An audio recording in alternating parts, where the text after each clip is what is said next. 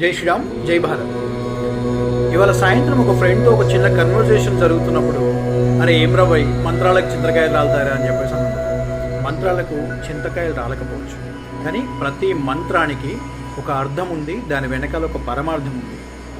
Mann plus త్ర అంటే మనస్సుకు ఒక ప్రశాంతతను, ఒక ఆధ్యాత్మిక శక్తిని చేకూర్చేది మంత్రం అని చెప్పి మన సనాతన ధర్మం చెప్తుంది. మన వేదాలలో కూడా శబ్దానికి చాలా ప్రముఖమైన స్థానం కలిగించారు. గుళ్ళో మంత్రాలు చదివితే ఒక ప్రశాంతమైన ఆధ్యాత్మిక వాతావరణం ఏర్పడుతుంది. అదేవిధంగా నువ్వు మంత్రోచ్చారణ చేస్తే నీ శరీరానికి ఆ మంత్రోచ్చారణ నియమబద్ధంగా భక్తితో సంకల్పం చేసుకుని చేస్తే కనుక నియమబద్ధంగా చేస్తే కనుక ఆ మంత్ర ఫలితం అనేది నీకు మానసిక ప్రశాంతతను కలిగించింది. ఆ మానసిక ప్రశాంతత ద్వారా నువ్వు సరైన మార్గంలో ఆలోచించే విధంగా చేసి శారీరక ఒక సాఫల్యతను నీకు చేకూర్చే ప్రయత్నం జరుగుతుంది.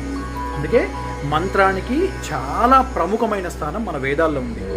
కేవలం ఈ విషయం తెలుసుకోకుండా అరే ఏం మాట్లాడుతున్నావు, మంత్రాలకు చింతకాయలు రాలుతాయా?